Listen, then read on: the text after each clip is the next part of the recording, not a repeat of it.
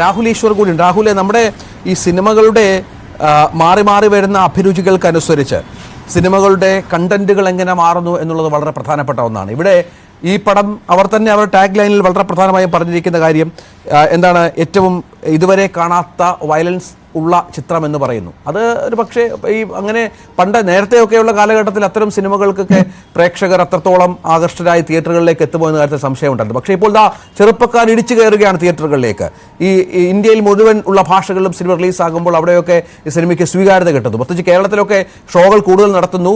ഏതാണ്ട് 85% മുകളിൽ ഒക്കുപ്പൻസി എല്ലാ തിയേറ്ററുകളിലും ഉണ്ടാകുന്നു. 10 കോടി രൂപയ്ക്ക് മുകളിൽ ഒരു ദിവസം കളക്ഷൻ ഉണ്ടാകുന്ന സാഹചര്യമൊക്കെ ഉണ്ടാകുന്നത് സിനിമയിലെ നമ്മുടെ മലയാള സിനിമയിലും മാറ്റങ്ങൾ സംഭവിക്കുന്നു എന്നതിന്റെ ഉദാഹരണമല്ലേ? മാർക്കോ മലയാളത്തിന്റെ ഒരു KGF എന്ന രീതിയിൽ മാറുന്നതും അല്ലെങ്കിൽ ഇപ്പൊ ആനിമൽ പോലുള്ള സിനിമകൾ നാഷണൽ ലെവലിൽ സെലിബ്രേറ്റ് ചെയ്യപ്പെടുന്നതും വളരെ സന്തോഷകരമായ ഒരു കാര്യമാണ്. ഉണ്ണി മുകുന്ദന്റെ ഒരു സുഹൃത്തും പരിചയക്കാരൻ എന്ന രീതിയിലും ഉണ്ണി വളരെ ആദരവോടെയും ആരാധനയോടെയും കാണുന്ന ഒരു വ്യക്തി എന്ന രീതിയിലും വളരെ സന്തോഷമാണ്. സിനിമയുടെ കോണ്ടന്റിനെ കുറിച്ച് നമുക്ക് എന്നും തർക്കിക്കാം. നമ്മൾ ഈ സ്വാതന്ത്ര്യം ലഭിച്ച ആദ്യത്തെ 20-25 വർഷം ഒരുപാട് നന്മയുള്ള സിനിമകൾ എടുത്തു. അതെല്ലാം കണ്ട് നമ്മൾ നന്മയുള്ള ശ്രീരാമനും മഹാത്മാഗാന്ധി ഒന്നും ആയില്ലല്ലോ. തീർച്ചയായിട്ടും സിനിമയ്ക്ക് ഒരു മാസ് മീഡിയയിൽ സ്വാധീനം ചെലുത്താൻ കഴിയുന്ന കാര്യത്തിൽ സംശയമില്ല. നേരത്തെ ശ്രീ ജഗദീഷ് സാർ വളരെ ശരിയായി പറഞ്ഞതുപോലെ 18 വയസ്സിന്റെ താഴെയുള്ള ഇംപ്രഷനബിൾ ആയിട്ടുള്ള കുട്ടികൾക്ക് ചില റെസ്ട്രിക്ഷൻസ് വേണം. ഇതിന് ചെക്സ് ആൻഡ് ബാലൻസസ് വേണം. ഒരു പരിധിക്കപ്പുറം വയലൻസ് നല്ലതല്ല. അതൊക്കെ തത്വാധിഷ്ഠിതമായ സത്യമാണ്. പക്ഷെ സിനിമ എന്ന് പറയുന്നത് ഒരു മാസ് എന്റർടൈനർ ആണ്. അതിന് മാസിന്റെ ചേരുവകൾ വേണം. പ്രണയത്തിന്റെ അല്ലെങ്കിൽ മാസിന്റെ സ്റ്റണ്ടിന്റെ കുറെ വയലൻസിന്റെ. ഇപ്പൊ ആനിമലിനെതിരെ ജാവേദ് അക്തർ സാർ അടക്കമുള്ള ഒരുപാട് പേർ വളരെ ഇൻഫോംഡ് ആയിട്ട് വിമർശനമാണ് വന്നത്. പക്ഷേ ഗംഭീരമായ സിനിമയായിരുന്നു ആനിമൽ. അല്ലെങ്കിൽ മുമ്പ് ഇറങ്ങിയ കബീർ സിംഗ് അത് മെയിൽ ഷോവനിസം ആണ് എന്ന് പറയുന്ന വിമർശനം വരികയുണ്ടായി. KGF അടക്കമുള്ള സിനിമകൾ അങ്ങനെ ഒരുപാട് വിമർശനം കേൾക്കേണ്ടി വന്നു. പക്ഷെ ആ ലെവലിലേക്ക് ഒരു പാൻ ഇന്ത്യൻ മലയാളം സിനിമ വരുന്നുണ്ട് എന്ന് പറയുന്നത് സന്തോഷം നൽകുന്ന ഒരു കാര്യമാണ്. ഒരുപാട് തരത്തിലുള്ള സിനിമകൾ നമ്മുടെ ഉണ്ണി മുകുന്ദൻ തന്നെ ചെയ്തിട്ടുണ്ടല്ലോ. അപ്പോ ഷഫീഖിന്റെ സന്തോഷം ഒരു സിനിമയാണെങ്കിൽ മാളികപ്പുറം മറ്റൊരു സിനിമയാണ്, മാർക്കോ മറ്റൊരു സിനിമയാണ്.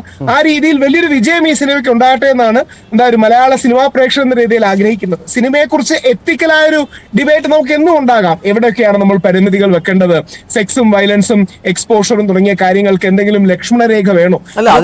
പുതിയ കാലഘട്ടത്തിൽ എത്ര അർത്ഥമുണ്ടെന്നുള്ളതാണ് രാഹുൽ. കാരണം ഈ ചെറുപ്പക്കാർക്കായാലും നമ്മുടെ കുഞ്ഞുങ്ങൾക്കായാലും കുട്ടികൾക്കായാലും ഒക്കെ ഇതൊക്കെ നമ്മുടെ ഈ വിരൽത്തുമ്പിൽ ലഭ്യമാകുന്ന കാലമാണ്.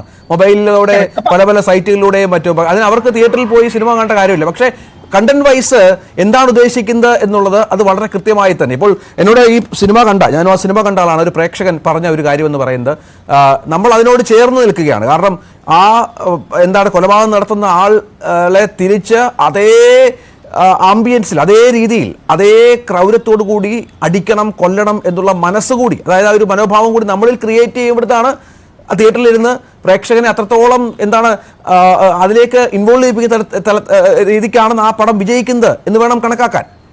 നമ്മൾ അങ്ങനെയാണല്ലോ ഐഡന്റിഫൈ ചെയ്യുന്നത്. ഇപ്പൊ ഞാൻ നാളത്തേക്ക് ടിക്കറ്റ് എടുത്തിട്ടുണ്ട്. നാളെ ഓൾ ഇന്ത്യ ബാർ എക്സാമിനേഷൻ ആണ്. അതുകൊണ്ട് നാളെ വൈകിട്ടത്തേക്ക് ഞാൻ മാർക്കോട്ട് ടിക്കറ്റ് എടുത്തിട്ടുണ്ട്.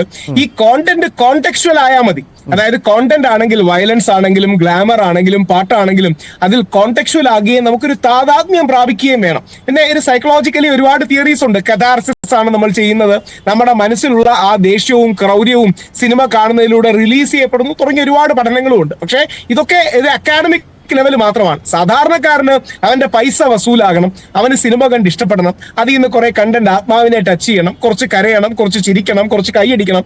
ഈ സാധാരണ വികാരത്തോടെയല്ലേ നമ്മളെല്ലാം പോകുന്നത്. അല്ല നമ്മളെല്ലാം അക്കീറ കുറസോവയുടെ സിനിമകൾ എങ്ങനെയാണ് എന്ന് കണ്ട് പഠിക്കാനൊന്നും അല്ലല്ലോ പോകുന്നത്. അപ്പൊ നമുക്കതിന്റെ ഒരു രസം ഉണ്ടാകണം. ആ രസം ഈ സിനിമയ്ക്ക് ഉണ്ടെന്നാണ് ഇതുവരെ കേട്ടവരെല്ലാം പറഞ്ഞത്. ഞാൻ പറഞ്ഞു കഥയും ഡീറ്റെയിൽസും പറയരുത്, ഞാൻ നാളെ കാണാനിരിക്കുകയാണ്, അതുകൊണ്ട് ഡീറ്റെയിൽ കണ്ടു തന്നെ അറിയണം. അപ്പൊ ഇതൊരു ഗംഭീര രീതിയിൽ നല്ലൊരു ഓപ്പണിംഗ് കിട്ടി എന്ന് പറയുന്നു. ശരിക്കും കന്നഡ സിനിമയെ ഉയർത്തിയെടുത്തത്, നാഷണൽ ലെവലിലേക്ക് ഉയർത്തിയെടുത്ത KGF ആണ്.